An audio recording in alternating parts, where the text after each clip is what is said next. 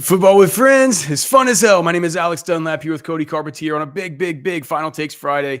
I'm back home from the Senior Bowl. Cody is just out of the pool in his. You stayed in an Airbnb there in Florida, Cody. They're on vacation. I'm in an Airbnb about 40 yards from the Gulf of America, so I'm doing good. Okay, well, Cody just informed me that he's been playing a drinking game in the pool with his various family members. So we'll be able to make sure that he minds his P's and Q's, doesn't hit the swear jar too often. But Cody, anytime you're playing a beer pong type of game, you shouldn't be the only one drinking cocktails whenever they're all drinking beer. I will say, to be fair, it was the game called Last Man Standing, and your boy was Last Man Standing 2 out of 3 games. So we're doing good. And yes, okay. I made the mistake of being the only one out of 7 drinking cocktails. Everybody else had beers. So I'm having a good night. Okay, well, it was a great night for you last night. Rough night for me getting home from the Senior Bowl, but we're gonna have some stuff kind of breaking down our thoughts coming out of the Senior Bowl. But also, man, last night a big night for the War Room over at orangebloods.com.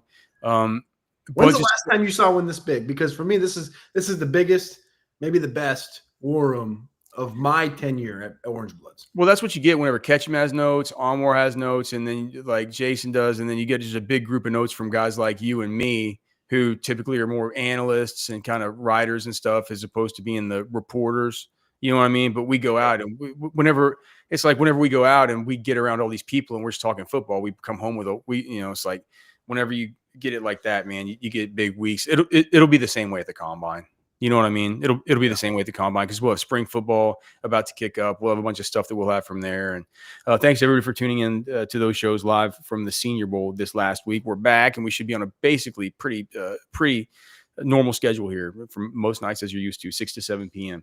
Everybody knows the rules of Final Takes. We'll get to it here in a second. But before we get started, Cody, one of your notes that we started out the War Room stuff with was we kind of hinted on it about Jamie Pregnan, the offensive lineman that from USC that had.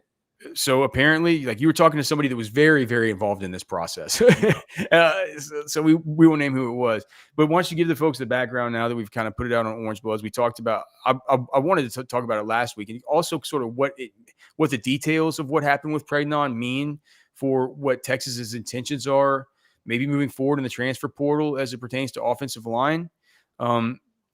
But I feel like we can take something very specific away from this because you have very specific information about it. Yeah, I think it's very interesting. Again, we don't know. This is my biggest gripe, I guess, with the whole NIL era of things. There was obviously a good note in the War Room about, the art of paying players under the table, and that's potentially a part of the game currently. To me, that's even worse. Is the under the table payments just to avoid taxes? I think so. I think that's got to be. I mean, and here's the thing: the comment in the War Room about paying players under the table, Alex, like, to us, to you and me, isn't everything pretty much under the table? Like, what do we know that piece of paper says? Only a handful of people know what that piece of paper actually says for a number on it. They may. And I'm not accusing or anything, but like, I don't know if that piece of paper maybe says 200,000 on it, but in reality, the guy's getting 800,000, like, that's not for me to say. That's not for anybody to say other than the people that know what that document says. But I think that could be an avenue. Nonetheless, one of my biggest gripes with the whole situation is the fact that, like the NFL, like the MLB, like NBA, you get to see the number come out. You get to see, the New York Yankees have spent $265 million. You get to see how they're managing it, right? You get to see, right. Yeah, the Oakland A's have spent $47 million. You're like, well, okay, this makes sense that the Yankees continually, every year after year, going over their luxury tax, all this other stuff, right? And so when we see numbers, it kind of gives you a view, because I remember a year ago when there was conversation about, Texas doesn't want to touch that 7-figure number. Texas wants to stay here. They don't want to pay anybody. Remember that conversation? They was like, no, they don't want to pay anybody over a certain number. We didn't really know what that number was. And now everything kind of gotten blown through the glass ceiling. We've heard, not a specific number on like Justice Terry, but we've heard that they've extended on Justice Terry. Colin Simmons, Anthony Hill got paid. Like, it's a different market than it was a year ago, which is for obvious reasons. the source I talked to about Pregnan, who was very, very close to the situation, basically said like this is big boy money, north of 1.3 million dollars for a guard that 2 years ago, Alex, like he had interest from Oregon. He had interest from Oregon, but Oregon didn't want to pay him because he was coming off of a knee injury. So he took 200,000, went to USC, and then came back into the portal this a couple of weeks ago. Dude, some of these guys are just mercenaries. They're going to start being like this, dude. You had the note about the other guy, the Florida kid. His agent was just like, look, man, he's like, he didn't want to go anywhere. He was like, Santa Barbara College, something like that. Yeah. The agent's like, man, like I guarantee, like if you don't get more than 100K, I'll give you 100K. You're going to get 100K. He comes out, he gets $700,000 from Florida. And it's just like, I mean, at some point, it's gonna be hard. This is gonna start being hard to manage, dude. And like you got a guy, and nothing against Crenshaw Dixon's, going into the portal. Like he lost a coach. I think he had like Brady Hoke. They got a new coach in last year, and his agent was like, "Yo, you've been there for 4 or 5 years. I guarantee if you go in the portal, you're going to get 100K."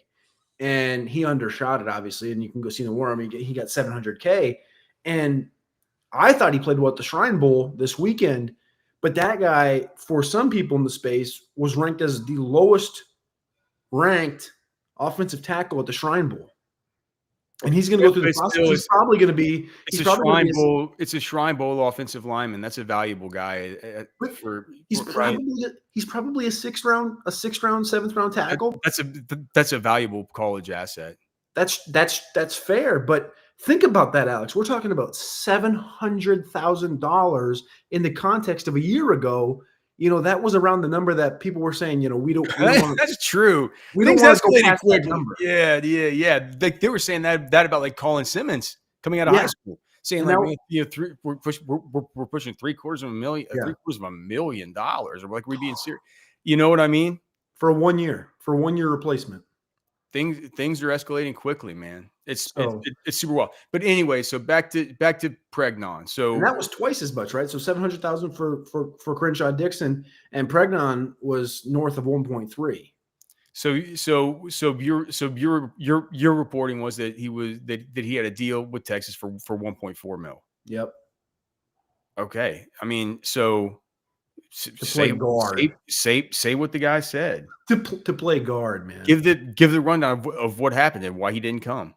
Well, the rundown was that essentially, to keep it short, Pregnan went to Austin, had his mind made up. He said, he went to, I should say this. He went to dinner saying his mind was made up. He had already done the visit at Texas, and his mind was made up going into dinner. And the source said that, a coach or 2 coaches were on their phone during dinner and not giving Pregnan the time of day. And who cares? I don't, there's only 2 ways you can really take that in my brain. One is these coaches were on their phone and they weren't giving the time of day for whatever reason.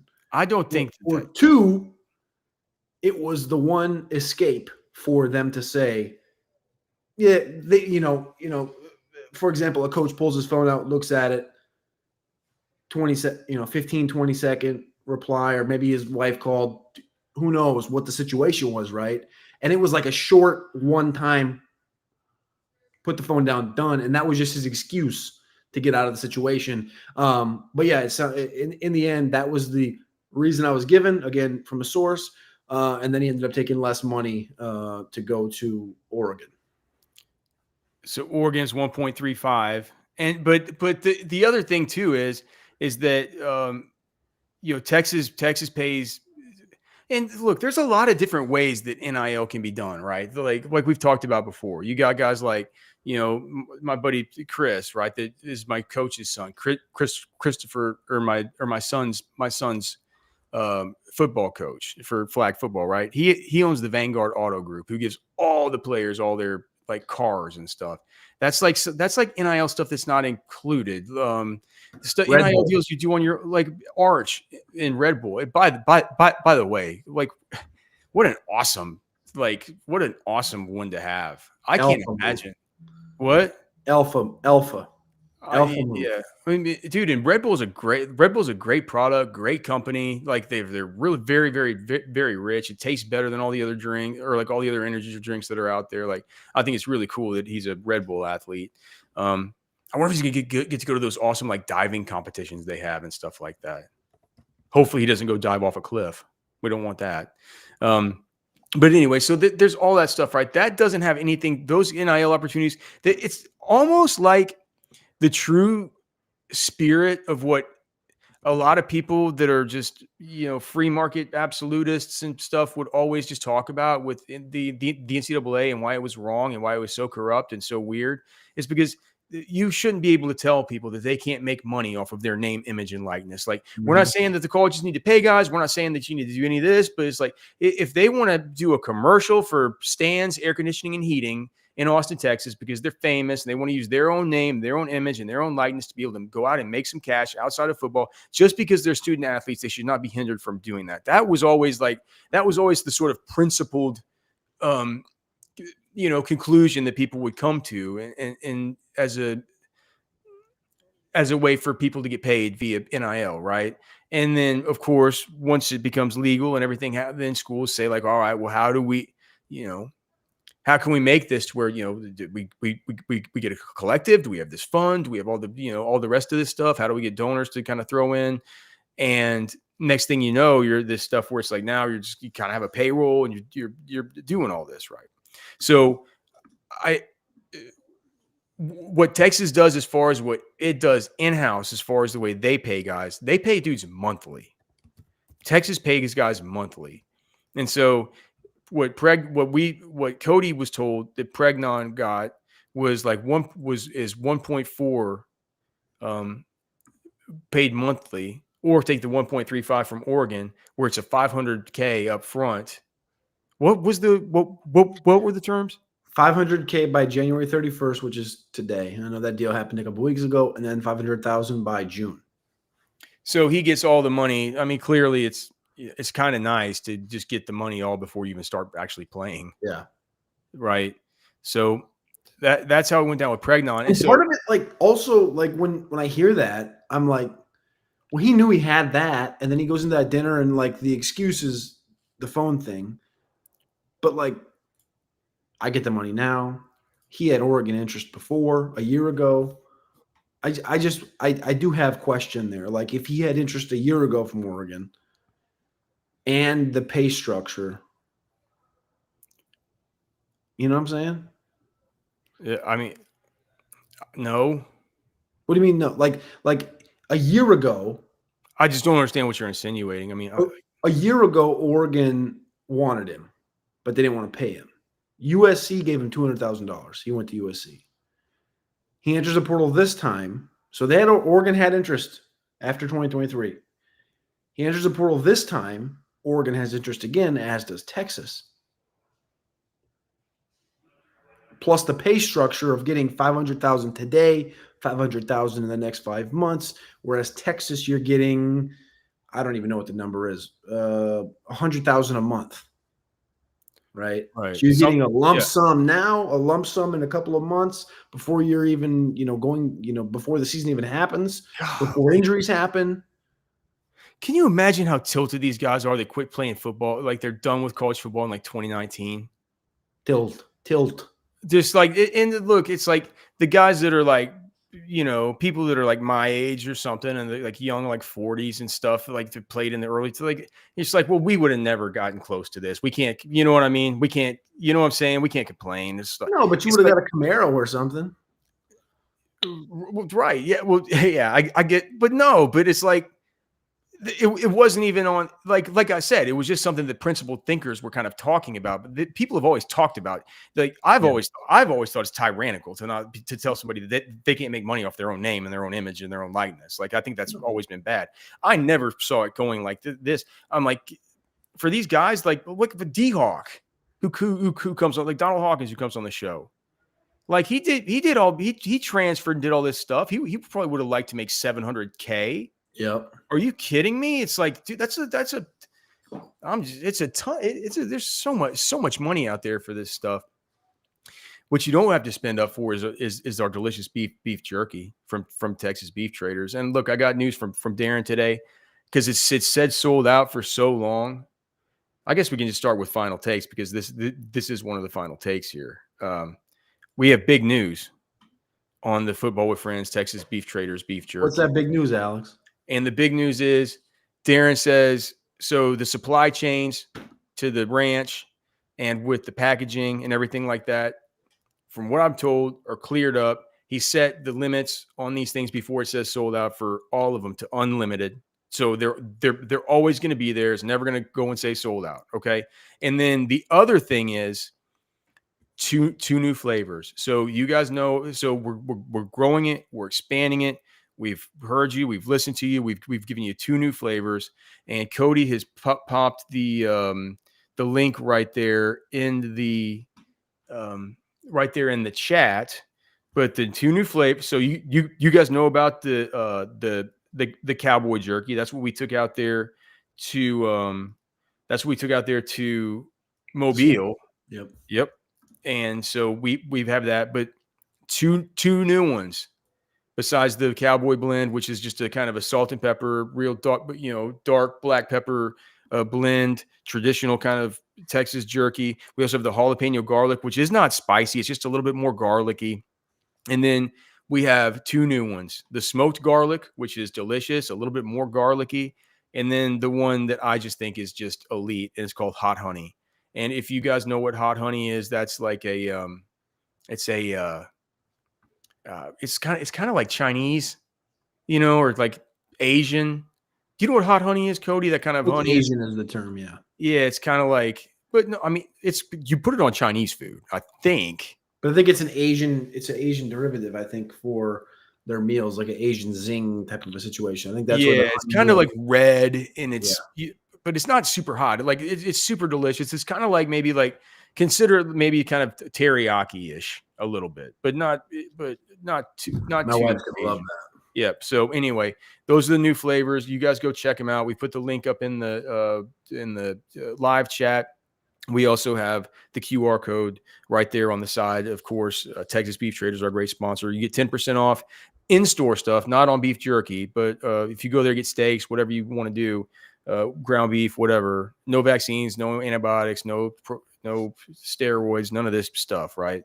Go to Texas Beef Traders, texasbeeftraders.com. If you don't want to go in and you'd rather just have it delivered to your house, if you're in the Austin area, just call Darren. He'll bring it to you. But the beef jerky, we ship all over America. It's ready to go, man. And all four flavors. Get some. Help us out. Help them out. TexasBeefTraders.com.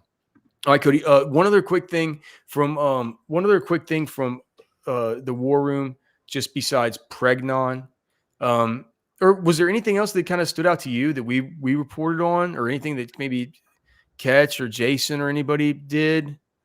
There were a couple things for me. I thought it was really interesting what Imbow said yesterday about Cole Brevard. Caught me a little off guard. What? Caught me a little off guard, I would say. They're going to find out about Cole soon. I think generally any teammate is positive. The couple of players I talked to at the Senior Bowl, and I asked them about, guys on their roster. It was only positive. It was never like beat around the bush, fill me full of BS. It was always like good, instant information. And when he says they're going to find out, like, I think that tells me, I will say my expectation. I know you did a write up like a week ago or 2 weeks ago on Cole Brevard on Orange Buds. You guys can go find it if you just go over to Orange Buds and search Cole Brevard. It'll pop up from Alex. But I guess he's maybe the one that I just like. I don't know. I'm middling on. I guess I'm middling on Cole Brevard as a plus, as a plus defender. I am too. I'm right down the middle on it. I'm definitely I'm middle city on it. But it's like we talked about. Whenever you had Hero Canoe, and now you have Hero, you have Cole Brevard, and you have Travis Shaw from UNC. man, all three of those guys together, dude. We should have asked that little pint-sized center from UNC about Travis Shaw. Why didn't we do that? Oh, I forgot. Oh my God. We should have done that. There's so much, man. It's the old Venables, man. You're taking it in from all sides from a fire hose at the Senior Bowl. We were watching him too, and that guy was 5'10", 270. I do got a final take though. You're talking about the defensive tackles. All right, so you guys know the rules of final takes, right? Cody will put up a poll here in a minute. Cody is on vacation time right now, so we could possibly get out a little bit early. So we might get that poll up pretty soon. We got to let Cody get back to his drinking games in the pool and get wind whipped. Is it super windy there? It's just super windy. It's pretty windy when you go out to the beach, but I mean the white sand up here on the Emerald Coast is pretty fantastic. So have you wet a hook yet? No, I have not.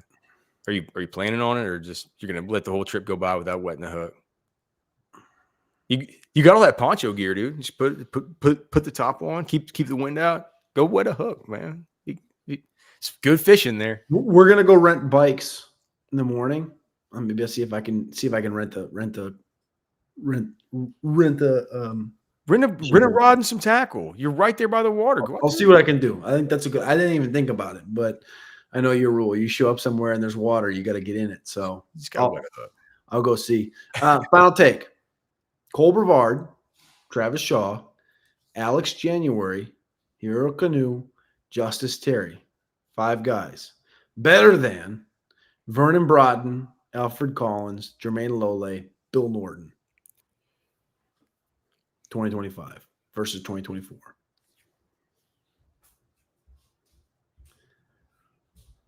I can't. Well, dude, take me back to 2023 or 2024 at this time last year, and I didn't even know who Norton was. I didn't know who Lole was, and I thought that Vernon Broughton and Alfred Collins kind of stunk. Yeah, we hadn't. I mean, Alfred Collins was on the milk carton a year ago, and Vernon Broughton was getting ready to go on a trip to get married. So I forgot. Skips the Senior Bowl for to get married. I mean, dude, I always said though, you can't blame homeboy for that though. No, happy wife, happy life, dude. That's the rest of your life you're dealing with. 5 versus 4. Well, the fact that here's the thing, Justice Terry is in that list. It's the piece, isn't it? Brevard, I think Brevard and Shaw and Canoe, I think that those guys I think I'm not done with the evals on them yet, but I kind of think that that's better. It's a better transfer portal haul than Lole, Norton, Savea. It kind of is. And then so you start talking though, but January and Terry is what you have with those guys is the allure of the unknown, right? The devil you know versus the devil you don't know. It's like everybody always says, go with the devil you know. I've always been kind of one of these guys that says, well, I like upside, and to bet on upside and to be able to make, just diabolical moves in life, just crazy,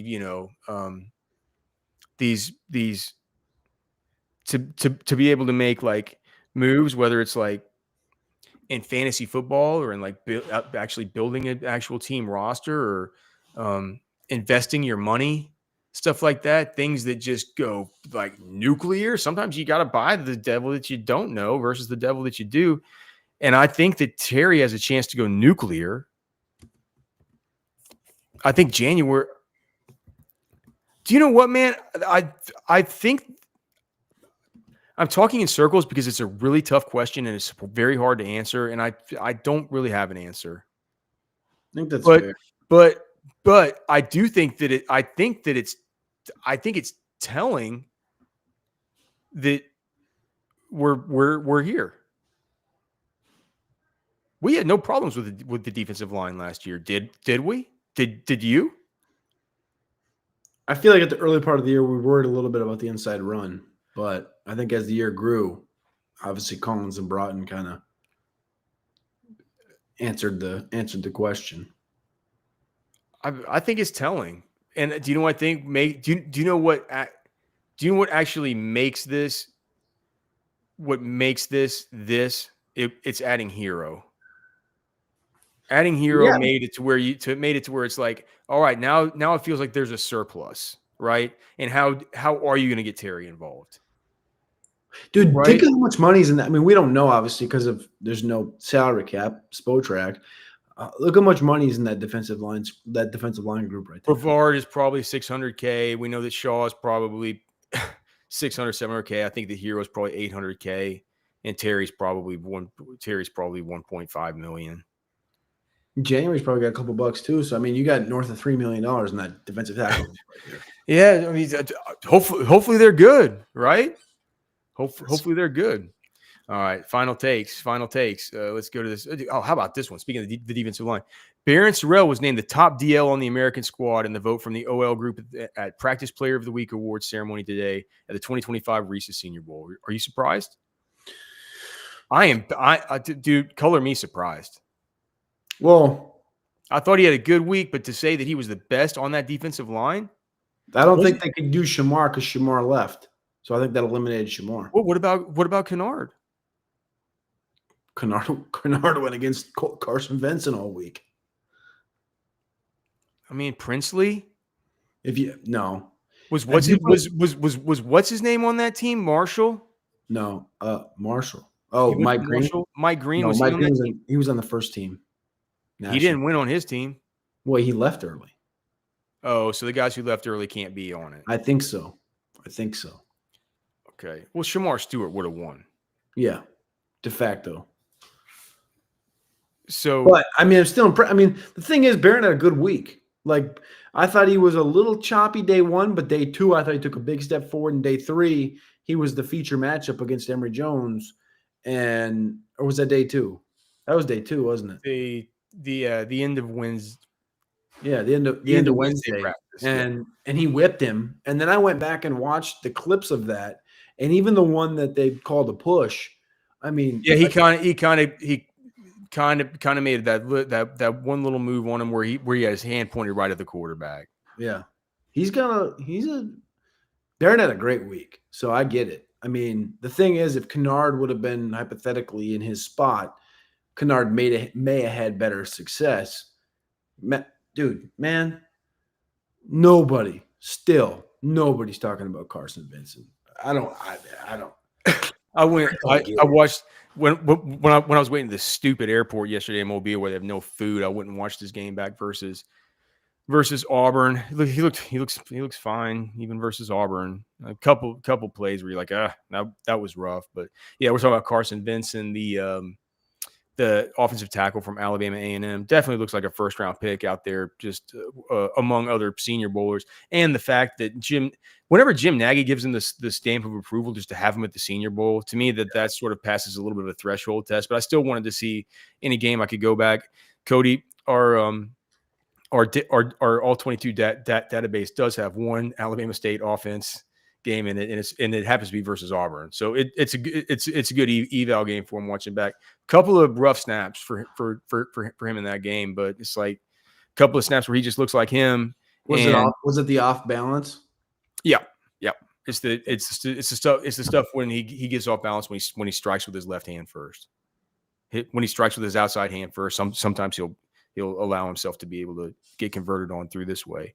Nothing disastrous versus Auburn, but you can see it pop up just a small bit. Yeah. Anyway, but so yeah, Barryn wasn't going against him, but he was going up against Emory Jones. And dude, also on that side, number 70 for those guys, the number 70 for LSU it might need to be on our all Senior Bowl team as I'm looking through my notes. Is that Dellinger?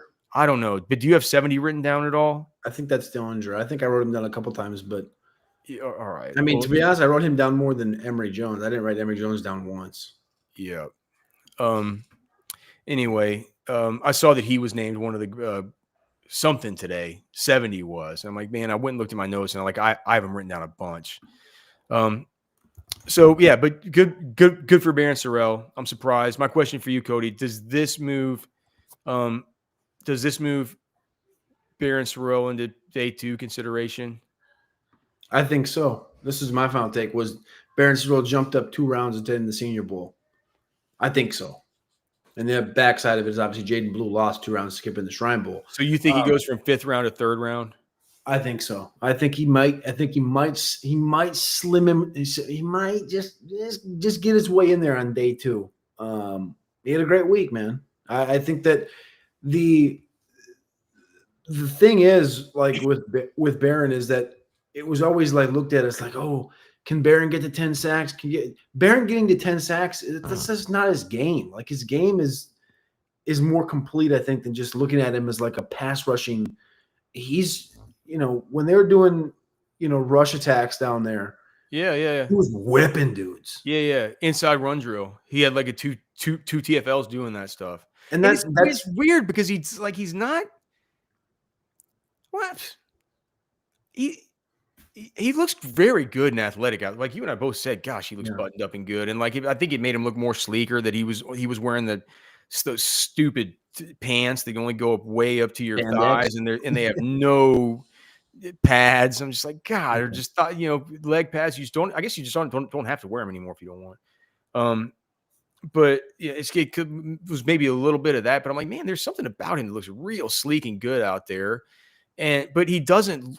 He's not built like a fire plug that's supposed to just stick up against the run like this, man. But dude, he's got that jackknife movement, man, where he long arms dudes, he pushes them back and makes these TFLs. There's really, really good nose for the football out there. So I think I think that's probably what these. I mean, he got great extension. Dude, he got voted by really good players. Like there's some.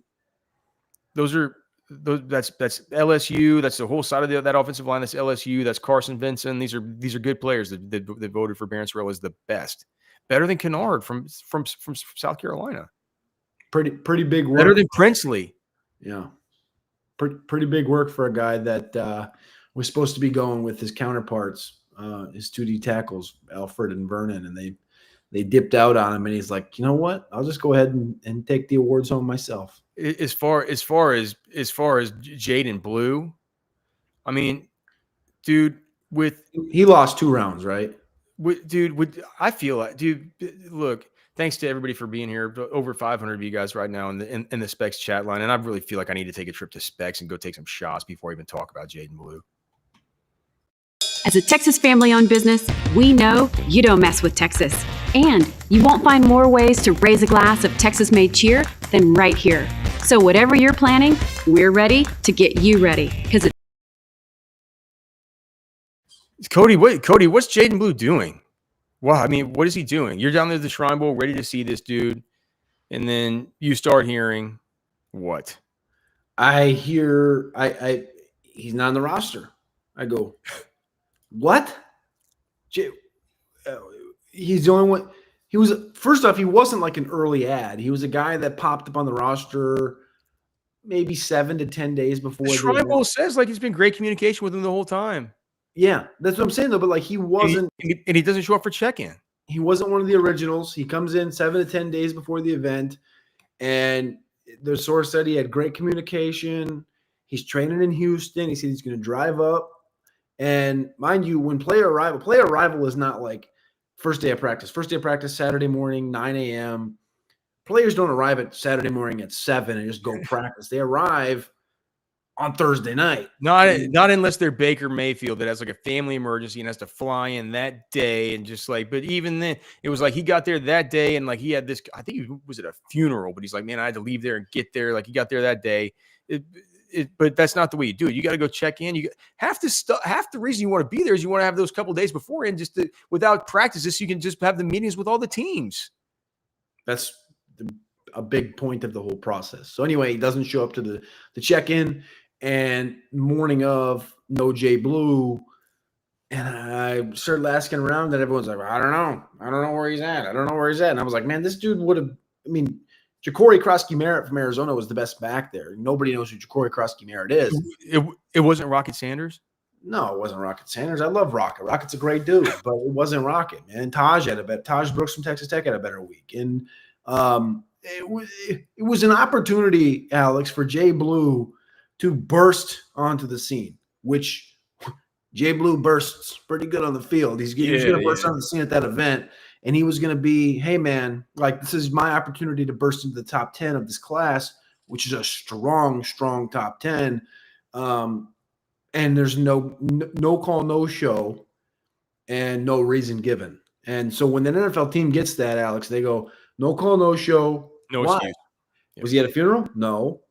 Was he sick? Was he dog sick? No. Well, no reason. That's when NFL teams go, all right. That's what Jim Nagy calls the naughty list. That's the naughty. You know, it's like that's the naughty list. It's that's one the where DND for a lot of teams. You tell these teams. I mean, the feedback that he should have never accepted his invite if he was going to no call, no show, no excuse. Just don't accept the invite, because then you don't start out on this bet. He's already going to have to answer questions from teams about, like, why did you sit out your last year in high school? What does that say about you as a competitor? You know, what happened with the fumbles? Why did you get benched? What, you know, all this. Oh, what happened to the Shrine Bowl? Like, you know, we were there at weigh-ins, and they read out the naughty list names, and Eric Galko was up there reading the naughty list names, and your name was on it. Why? Why did these things keep coming up? Like, is there something we need to know? You know, like, those are you. In any job, do you want to walk into? Like, he's about to have to go meet with prospective employers. This is real life now. This is big boy stuff. This is what Jaden Blue's always wanted, right? He didn't want to get injured in high school. He didn't want to. He just, like, whatever. He wants to get to college. He gets bad feedback saying that he's not going to be a second round pick. But go back to school. He's like, nope, I'm going to the NFL. And he's like, this is what he's always wanted. This is a mega step. If this is what you've always wanted, dude, take it seriously, because what you're getting the opportunity to do at the Shrine Bowl is you're getting to meet with all 32 teams. They're all gonna talk to you at the combine. They don't have that many guys. What Cody is the rule? Is it like 15 or something that you can get at the combine? There's a rule. They make it to where it's like you can't just take everybody, right? You got to schedule it. You got to coordinate it. You got to do all this stuff. And then you just have your top 30 visits, right? And so if you have an opportunity to go to one of these games, that's why, like, Shadur Sanders and stuff like that, that's why he goes and shows up at this game. Like, you just get it out of the way to go meet with all these teams that aren't picking in the top 5, but they're going to want to meet with you anyway. You go meet with them. Now with Jaden Blue, he's not in Shadur Sanders' shoes. Any one of those 32 teams could be his prospective employer. If he cares about his NFL career, he's going to have to go in there and he's going to have to do all that stuff. And let me tell you this, even furthermore. Now at the combine, teams are going to have to use their if they're interested in him, they're going to have to use one of their allotted time slots for these prospect visits with him. And they're going to be tilted about it, because the reason they're having to do it is not out of a good, it's out of figuring out, is this kid a screw up? And secondly, if we're wasting this visit to find out if this kid's a screw up, we're going to have to go a little bit hard on him. And so he's making his job harder. He wants to do this. Why go into you're tying a hand behind your back for a massive job interview process. I don't know. I can't add anything better. That's the whole situation to a T. S. Roan is saying, gosh, hold on. Only 50 people watching on YouTube. We have almost 600 people watching on X. I guess it's all the X viewers today. Only 17 likes. My goodness. If you guys could please, not a lot of votes either, Alex. If you guys could please, if you guys 6 votes. Well, it's been up for 15 minutes. Well, who is winning? Your boy. Please like the guys. We don't like to come in and bug you with a bunch of stuff about like the show, subscribe to the channel, all that stuff. We figure that if you like us and you dig the show and stuff, you guys will do that. We care most about you coming back and watching the show. Those are the numbers that matter the most. But the likes and the subscribes really help with that. And so we're not going to hit you with it over the head. We're not going to bug you with it. But if you like the show, man, and you're watching on YouTube, if you could please hit that you like the show and subscribe to the channel, that's pretty pathetic to have 17 likes. Okay. Final takes. We got a few more here to get to. All the Jackson Dove, all this Jackson Dart love is simply people not really knowing what to do at QB3 in the draft, or not even knowing really what to do with, like, this quarterback class. I think I sent you something within an hour of this show, and it was a takeaway somebody had. Jackson Dart should be in the discussion as top overall quarterback. How do you get that? Yes, I saw that. How do you That's get that coming? somebody with a lot of followers, and No, it was Matt Berry's, the college studio guy for ESPN. I didn't want to out him, but yeah, that's Matt. It's Matt Berry. We're allowed to talk about people's takes. It's a Final Takes Friday. Fair play. Matt Berry said Jackson Dart should be in play for QB1, which is completely cockamamie. I mean, but here's the deal. There were people that walked away with Tyler Shook as their favorite quarterback. Our guy Jason Allwine walked away and said Jalen Milroe is the best quarterback at the event. This guy, Matt Berry, comes away and says Dart was the best quarterback at the event. If we're being honest with ourselves and calling a spade, the person who did the most for themselves was Seth Hennigan, and I don't even know how much he did for himself. And he's the quarterback from Memphis. And I don't even know how much he did for himself in a positive manner. I don't know how much any of these quarterbacks did in a positive manner for themselves to prove anything. Jackson Dart fumbled the ball 6 times in 3 days. Is that the number? Like it was 6 or 7. It felt like something. The one day there was 4. Well, it just tilted me because at first I was giving the benefit of the doubt, saying like, well, that with Jackson Dart, they put him under center, and he's like coming out of a Lane Kiffin offense. He's like, what, and so I could give him a little bit of leeway for the center quarterback exchange, new center, under center, all this stuff. I could get it, but when he started kind of fumbling it on shotgun snaps, I'm like, all right, dude, I was like, all right, what are we doing here? I can't believe Jason said that about Milroe. Like, wonder what he said. Wonder what that kind of was. I just think all this Jackson Dart stuff, because here's the thing: I found myself falling into this, wanting Jackson Dart to be a thing. Yeah. I really do. I see him throw such a pretty ball. I go back and I love the Trey Harris film. I think that the way he operates that offense at Ole Miss is. I just feel myself saying like, dude, I just feel so much better about somebody like him, like that type, or just what I want him to be, or like what I think he could be, versus the way that I think about, like Milroe, or like I think about Dylan Gabriel, or like I think of, gosh, God forbid, Riley Leonard. Oh my God, I forgot about Dylan Gabriel already. Will Howard, I find myself even like deep down subconsciously wanting to make Jackson Dart. I just feel like that's what people are doing. Just because he looks the part, he looks the part, he throws such a pretty ball, and I think it's gonna do all this is good for Quinn Ewers. So I was just scrolling a minute ago, and Todd McShay, the McShay Show, great show. If you're looking for NFL draft analysis, newer show. It's only a couple months old. Todd McShay posted on Twitter odds for the first overall pick.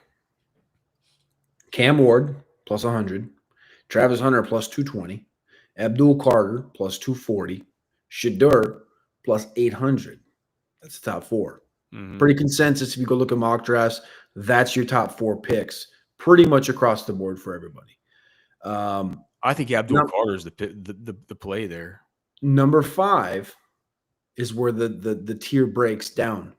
Goes from plus 800 to plus 2,000 for Jackson Dart, plus 4,000 for Jackson Dart, and then plus 5,000 for Will Campbell. They're not taking Will Campbell, but he's in that conversation. Jackson Dart's 5th. He's the first name past that top 4 at plus 4,000, and you can't look too much into those numbers because there's nothing telling. There's like 90%, 95% likely there's nobody telling anybody that he should be there. It's more so the book taking advantage of people reading Twitter, seeing all Jackson Dart, and then going, well, he had a good week in Mobile, so I'm going to go plus 4,000 is good odds. But if he's at plus 10,000, he's not on the top 5 list. They may not bet on him. There's a little gamesmanship in there, but he is 5th on the list. The thing about do you even think he's a first-round pick? Dart? Yeah. First-round talent? He's not first-round talent. I kind of think him and Ewers might kind of end up going in the first round. Oh, my gosh. I kind of think they will. I think Ewers will be one of these ones where some team trades up to the Chiefs, or you know what I mean, trades up to the Eagles and takes it, then Howie Roseman's going to use the pick that he gets for there to probably take Carson Vincent in round 2 and just run away like run away smiling like the cat that just ate the dang canary, dude. Are you kidding The Rams me? at 26 take a quarterback. They take Quinn. You know what I mean? Yeah. Yeah. If Dart was there, they take Dart because McVay would be like, dude, I've seen the way that this guy can operate within a structure. All right. Let's see here. Final takes. We can have time for just a few more here. Oh, dude. So our guy Andy Ludecky takes us out to get some steak the other night. Andy Ludecky, of course, myperfectfranchise.net. You guys know all about myperfectfranchise.net. Go there if you want to change in your life. You want to be, you want to make some passive income. Talk to Andy. He's gonna help you out. And Andy, by the way, there he is, 404-973-9901. He's gonna help you out with getting you into a franchise. He's gonna help you avoid the pitfalls of kind of starting out. And it's a guy who knows because he started so many franchises on his own. He's like, dude, I can help other people do this and help them make just wealth that's going to change their lives. And the way you can do it is by getting a hold of him at myperfectfranchise.net. He's so rich off of his franchises. He has a wonderful country club he goes to down there. Close to Mobile. We went. Cody and I got these delicious filet steaks where they brought us out marrow butter to dip the steaks in. So Cody, I know you hate filet mignon. You're typically a filet mignon, not a hater, but a little bit of a. I'm a strip hater. I'm a New York strip hater. You're not a hater of it. I'm a filet mignon fader, and I'm a ribeye absolutist. Absolutist. So is filet mignon dipped in bone marrow as good as ribeye? Yes, and here's why. Okay. Here's why. When I say I'm a fader, right? I'm an anti-New York strip. I'm a fader of filet mignon, and I love me some ribeye because, Alex, filet is, to me, incredibly hard to cook perfect. And to cook a filet perfect, it's exactly what they did. They cooked that filet perfect, at least for my taste buds. And they dip it in this bone marrow butter. And then they brought us a little cup of bone marrow butter. Yeah, man. Brother. That stuff will change your life, dude. I may never eat another filet not at that country club. I'm telling you, dude. Yeah, whatever he said, where do you want to eat? And I go, dude, I want to go eat at the Grand, man. I want to go eat at that country club, man. And he said, well, don't tell Cody about those steaks because I don't know if it'll be as good as last time. So I didn't tell you about it, but they had the whole thing. They had the whole setup again. All right, so that's as good. Let's see here. What about this one? This is something that we haven't talked about in a while. But I was thinking about this earlier. At this point, it's going to be almost an insurmountable task for Jonathan Brooks to ever live up to his NFL potential. What's it? I mean, why? Two torn ACLs in 2 straight years. He's going to miss his first 2 years as a pro. Wait, what? What did I miss? Jay Brooks at the end of the season didn't he tear his ACL again? Did he? Wait, was it just an MCL? Whenever the Panthers is treated like a bunch of idiots. Oh my gosh, he did. You're right. Suffered a torn ACL in the right knee December 8th, 2024. Oh my God. I guess I didn't register that. We had our text thread about it where we were just like, how did they screw this up so bad? You're right. Because yeah, you're right. Dude, come on. I've been in the pool all day. Give me a break. It's a month ago. Cody's had a little bit of sun today. Gosh, it's the same as Kendra Miller, isn't it? But the Kendra Miller's, well, yeah, I guess he kind of had a lost 2024 too. But God, but Kendra Miller's stuff was lost because of minor little crappy little hamstrings and you know what I mean? A little shoulder thing. And I think JB's going to be fine.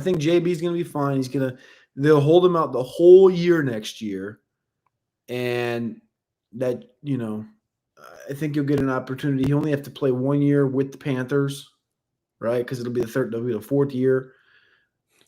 And I think he'll be living up to it's an almost insurmountable task to live up to NFL potential. I think you're right. I would buy that if it was a buy sale. It's almost insurmountable task. Gosh, but I think he's going to be fine. I think he will have a couple. I feel so bad for him. I was just kind of I was thinking about today because I'm thinking about trying to start putting together at least the bones of the best ball cheat sheet. And I'm like, is Jonathan Brooks even going on this thing? No, can't. He just isn't even going on it. He can't. Not for redraft. Yeah. All right. One last final takes, Cody. Here we go. Remember to please go vote, guys. Vote for final takes. If you're watching, look, most of you won't have the opportunity to vote because you watch this show the next day, and so we thank you guys so much. But for all of the over 600 people watching right now, if you're watching on X, come over to YouTube. Make sure and come vote. But make sure and please like the show, subscribe to the channel. We definitely appreciate that. Cody, Senior Bowl game tomorrow. Who wins? Who's the MVP? Who really cares? It's all about the week of practice, but kind of thought it'd be interesting to. I'll tell you mine. I'm gonna say that the American team wins. I think it's a better defensive line, and just it's a group of quarterbacks where it's like probably Jalen Milroe and Riley Leonard, and those guys are gonna run. Right? They're gonna be able to run and generate some offense. And I think that somebody like Milroe or Riley Leonard could be the MVP. But I'm gonna go with the guy that was the super hot hand in practices. And I'm going to say that Brenningstool, the tight end from Clemson, catches like 5 balls for, like 44 yards and 2 touchdowns or something like that. You're on the right path. Here's the problem. American's going to win, but who should have won? The one that ticks me off the most, I think, was Michael Wilson. I think he had 85 yards and a touchdown 2 years ago, but he lost the MVP award to the quarterback. I think if a receiver were to win it, I think it's Jack Besh. If a non-quarterback was going to win it, it's going to be Jack Besh, the receiver from TCU. Feel good story. His brother Tiger just died in the horrible terrorist attack in New Orleans. He was on Bourbon Street. They all wore a patch with his number 7 on their jersey because he played at Princeton or something like that. He's also wearing number 7. Yeah, for the event. So I think Jack would be, like you said, the feel-good story. He goes for, 70, 80, 90 in a tug. But I think what's going to end up happening is going to be quarterback. And I'm going to go Milroe, 2 rushing touchdowns. He's going to win the MVP, dude. 160 plus. Dude, all the Alabama fans are going to be there. You're totally right. Jalen Milroe is winning MVP. Who won final takes? Jeez, come on. End poll. 12 votes. You guys. So it kind of hurts my feelings. Like 700 people watching. We have 12 votes. Who ended up winning though? 6-6. Again? I'm not even kidding, bro. Here, this is like the 4th week out of 5. 4th week in a row. All right. Now, you can email us, fwfemails@gmail.com. You can find Cody on X at Cody Carpentier. You can find me at Alex Dunlap NFL. You can find us here every night, 6 p.m. We're back on a regular schedule, so we'll be back for a big Monday show, 6 p.m. right here on the channel. Cody will be back home. I'll be back home. We'll be into our normal schedule, and we'll be pretty normal until the Combine. We'll probably miss that Monday for travel, but then we'll be 4 days live at the Combine. I'm going to be pumped to be there with you guys. And yeah, we're back. So we can't thank you guys enough for everybody watching live. All 12 of you that voted. Thank you very much. We know that the majority of you guys are going to end up watching later. So thank you guys so much. Whether you watch now, whether you watch later, look, we love having you. So please come back. Please remember that we're here every day. If you could, tell a friend. And if you could, please like the show, subscribe to the channel. We would always certainly appreciate that. Thank you guys so much. Have a great weekend. God bless y'all. God bless your families. We love you very much. All right. For Cody, I'm Alex. We're done.